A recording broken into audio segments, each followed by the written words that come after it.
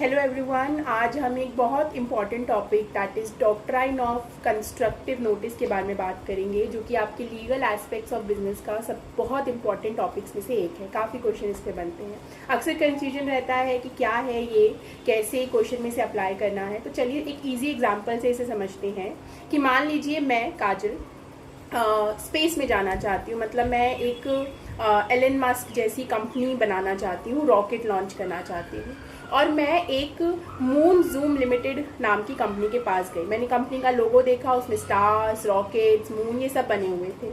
तो मुझे लगा कि ये कंपनी रॉकेट बनाती होगी। मैं वहाँ गई, बढ़िया ऑफिस था, मैं वहाँ के मैनेजर से मिली, मैंने अपना जो बात थी वो कम्युनिकेट की, इच्छा कम्युनिकेट की, और उन्होंने मेरे साथ एक कॉन्ट्रैक्ट साइन किया 10 करोड़ का, जिसमें मैंने उन्हें 2 रॉकेट बनाने का ऑर्डर दिया। और उन्होंने मुझसे कहा कि 20 दिन बाद आपके दोनों रॉकेट्स बनकर रेडी हो जाएंगे एंड आप उसे लॉन्च कर सकते हैं।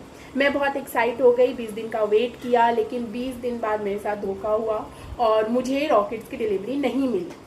जब मैं कंपनी गई तो उन्होंने कहा हम रॉकेट्स बनाते ही नहीं हैं, और मैंने फिर कंपनी को सू किया। जब मैंने कंपनी को सू किया तो ऑफ कोर्स मैं केस हार गई कोर्ट में। ऐसा क्यों हुआ? क्योंकि कंपनी अपने आप को प्रोटेक्ट कर रही थी through doctrine of constructive notice. तो doctrine of constructive notice basically company को प्रोटेक्शन देता है आउटसाइडर से।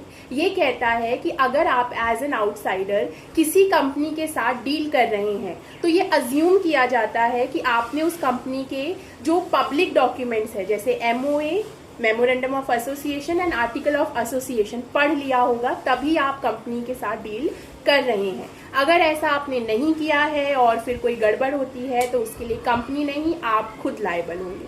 तो ये है आपका डॉक्ट्राइन ऑफ कंस्ट्रक्टिव नोटिस। इसका एक्सेप्शन क्या होता है आप लोग मुझे कमेंट सेक्शन में ज़रूर बताइएगा। तब तक के लिए थैंक यू।